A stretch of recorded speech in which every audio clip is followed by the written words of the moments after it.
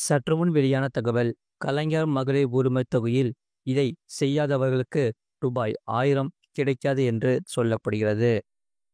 அது என்ன என்பதை இங்கே பார்ப்போம். அதை பார்க்கறதுக்கு முன்னாடி நீங்கள் நம்ம சேனலை சப்ஸ்கிரைப் பண்ணாமல் இருந்தீங்கன்னா மறக்காமல் லைக் பண்ணிக்கோங்க, சப்ஸ்கிரைப் பண்ணிக்கோங்க. உங்கள் நண்பர்களுக்கு தெரியப்படுத்தவும் ஷேர் பண்ணுங்கள். கலைஞர் மகளிர் உரிமைத் தொகை திட்டத்தில் புதிய பயனாளிகள் யாரெல்லாம் சேர்க்கப்பட போகிறார்கள் என்ற எதிர்பார்ப்பு அடுத்தடுத்த நாட்களில் வந்து கொண்டு இருக்கிறது.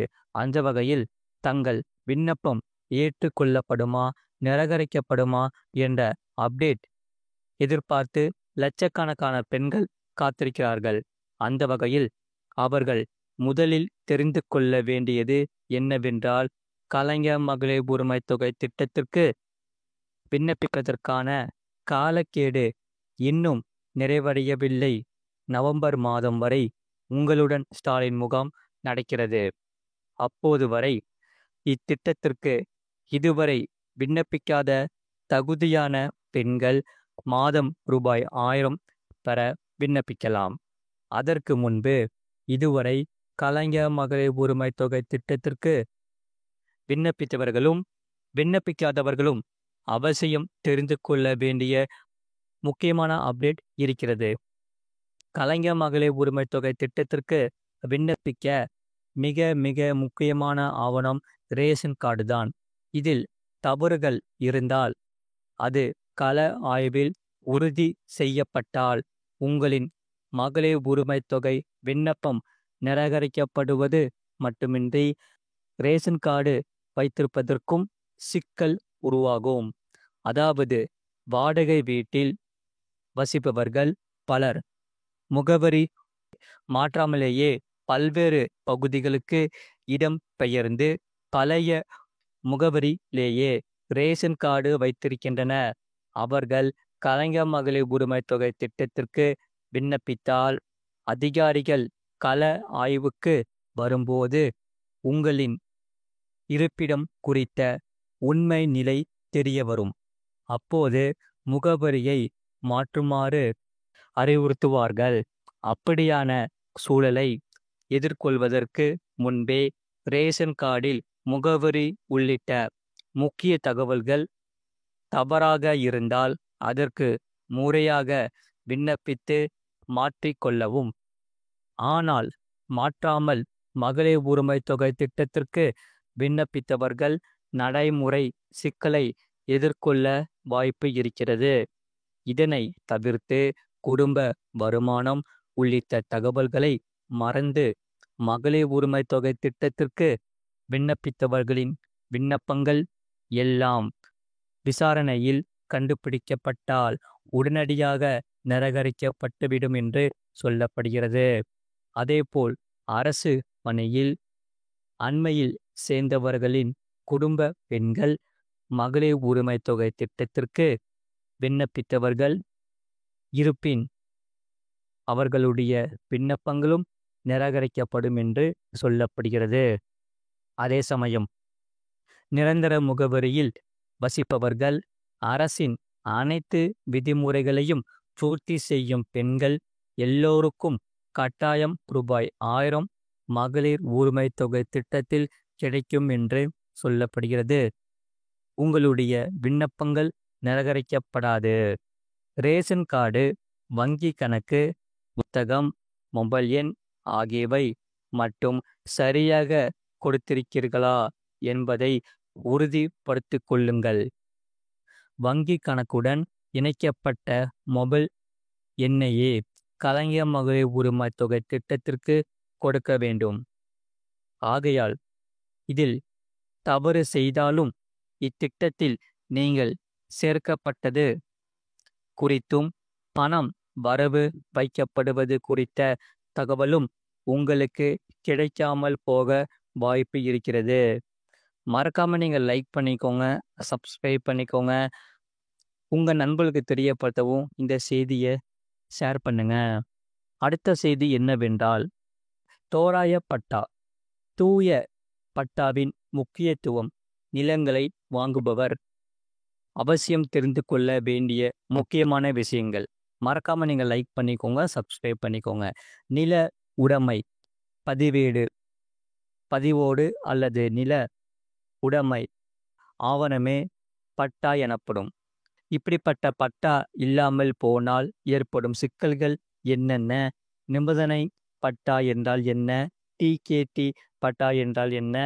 தோராய பட்டா, பீமா பட்டாவுக்கு உள்ள வித்தியாசம் என்னென்ன? இவைகளை பற்றியெல்லாம் நிலம் வாங்குபவர்கள் தெரிந்து கொள்வது மிகவும் அவசியமானது. அதை பற்றி இங்கே பார்ப்போம். யார் பெயரில் சொத்து உள்ளதோ அதன் நில உரிமையாளரின் பெயர், அவரது அப்பா பெயர், நிலம் வைத்திருக்கும் மாநிலம், மாவட்டம், வட்டம், கிராமம், நிலத்தின் சர்வே எண், நிலத்தின் வகை, வரித்தொகை, விஸ்தீரணம் உள்ளிட்ட விவரங்கள் உள்ளதுதான் பட்டா ஆவணம்.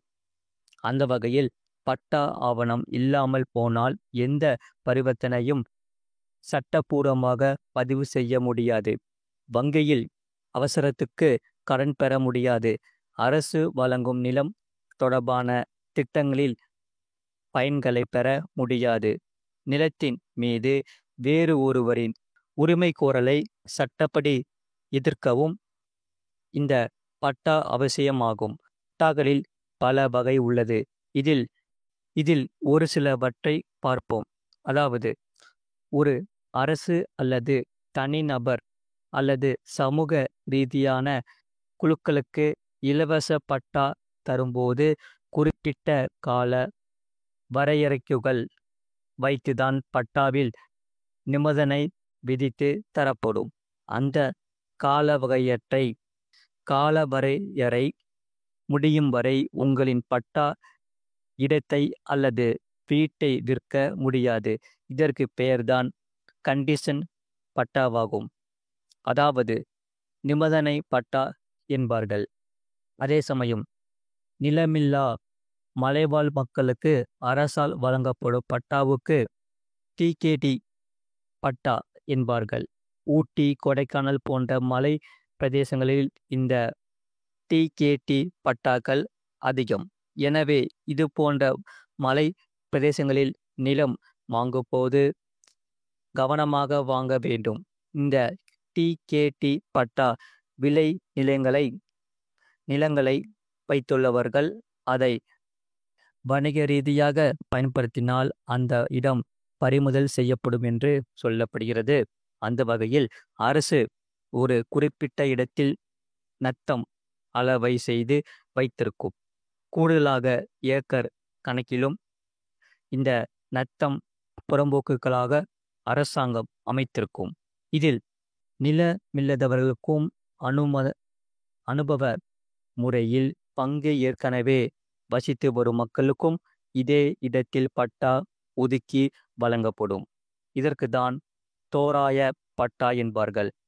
தமிழ்நாடு முழுவதும் இந்த தோராய பட்டா என்பது வைத்திருப்பவர்களுக்கு தூய பட்டா வழங்கப்படுவன சிறப்புமிகு அறிவிப்பினை தமிழக அரசு சமீபத்தில் வெளியிட்டிருந்தது நினைவிருக்கலாம். அந்த வகையில் இந்த தற்காலிக பட்டா பொறுத்தவரை சாலை, குளம் போன்ற பகுதிகளை உரிய முறையில் ஆவணப்படுத்தி நத்தம் நிலவரி திட்டத்தினை